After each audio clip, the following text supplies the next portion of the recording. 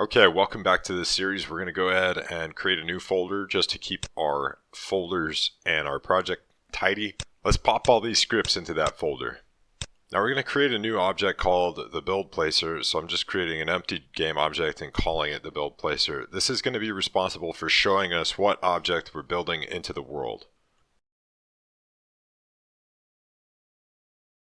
Now I'm going to put a cube on there and I'm going to raise it up so that it's not colliding or it's not slicing through the floor.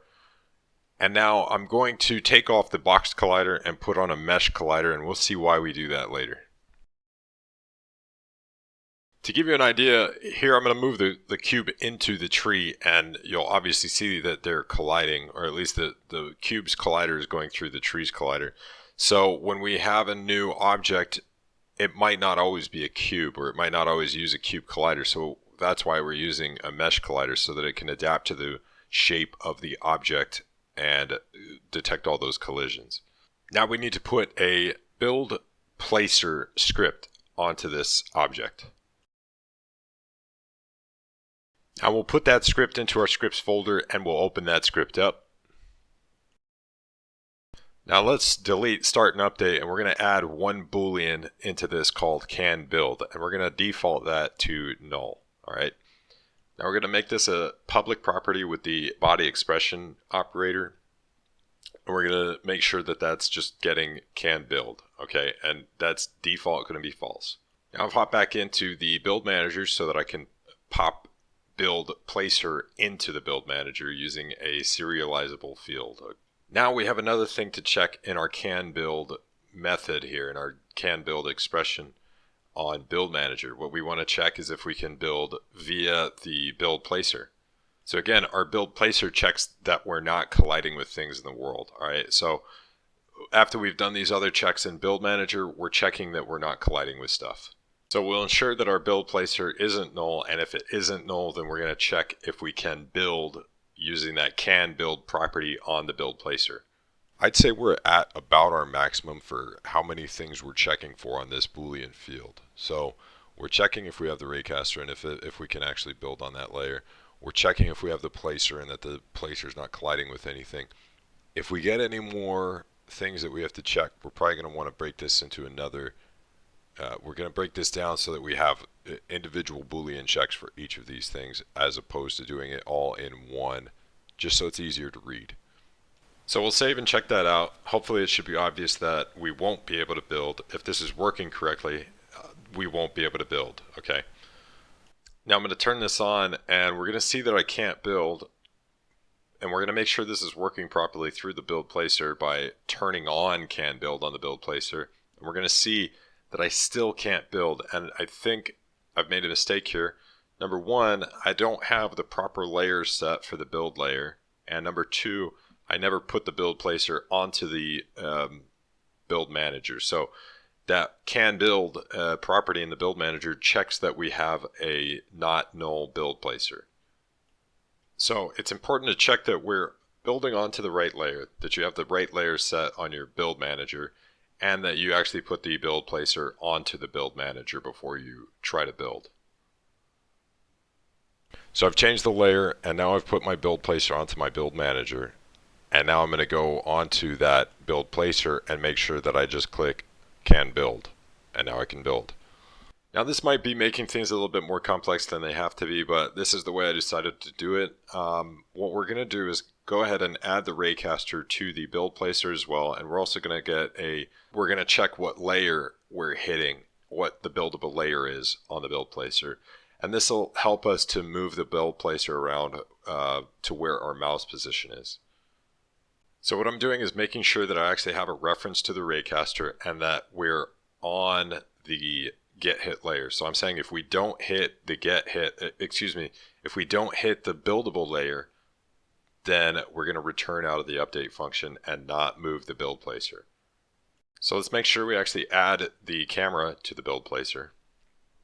And you can see that our cube now moves around with our mouse cursor, and that shows us where we're going to build, and that's pretty important for this type of project.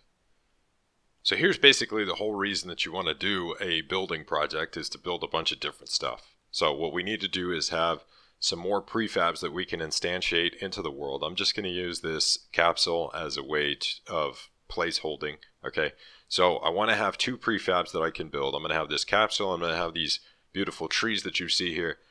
I'm going to add some new functions, some new functionality to the build manager so that we can build whatever prefab we have attached to the, I'm going to create a serialized field to test the prefabs. So I'm going to go ahead and lay out my build manager a little bit better. I'm going to use headers and spaces. If you don't know space, that space attribute just adds more space when we inspect the build manager, and that looks a lot easier on the eyes. Okay, so I'm going to create this stuff to build header where I'm going to have this prefab that we're going to build from. Let's make sure that we actually instantiate this prefab as opposed to the using the create standard cube by changing that in the update function. And instead of creating it wherever our mouse position is, what we're going to do is later on we're going to make sure that it goes to where our build placer is. But for now, we're just going to use this Raycaster get last hit position property, and then we'll set the rotation to quaternion identity, and then later on we can change that using the build placer. So we'll rotate our build placer and then use that rotation when we instantiate our object here. But for now, quaternion identity is fine. So first things first, let's make sure that we actually put a prefab into that prefab slot on the build manager, and then we'll go ahead and test to make sure that this works and that we're building that said prefab into the world. You won't be able to build it first if you have the build placer set to not can build. Okay, so make sure you change that, and then we'll build that capsule into the world, and then we can try building the tree into the world. Now's a good time to talk about the offset of the objects that you're spawning into the world. Make sure that they are parented to something that is at 0, 0, 0. Okay, otherwise they're going to spawn into the ground. So this capsule by default has its position in the middle of the object. That's why the middle of it was in the world. So what you have to do is create an empty object and make that the parent of whatever object you're going to be building into the world. So you put that parent at 0, 0, 0, and then you adjust your object that you're going to build so that it's just above the ground. And that way it won't be the center of the object clipping through the world.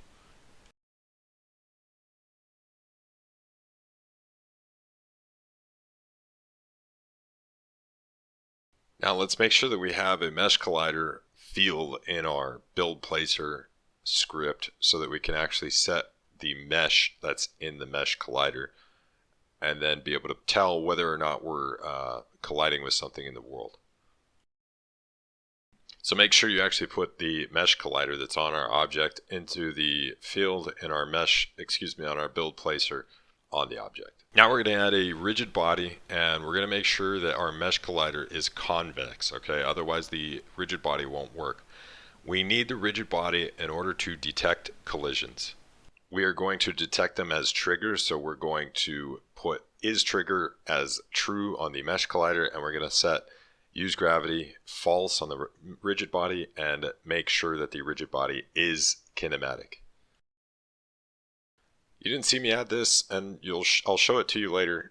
Something happened in the video, but I added a on trigger callback onto the build placer, so you can see that's why the console is getting these print lines. It's getting collisions with the build placer, with the trees, with the ground.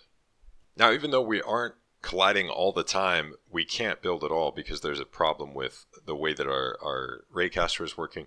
It's hitting the cube of our build placer. So what I need to do is set that cube's layer into the ignore raycast layer. That's super important. Put the cube, put whatever your build placer, whatever the collider object is, make sure that object, its layer is ignore raycast. I'm going to cut this video off here, otherwise it's going to be the longest one in the world. And the next one we'll make sure that we're actually showing the object that we want to build, and then what we'll do is make sure that the collider changes so that it has the mesh of the object that we want to build.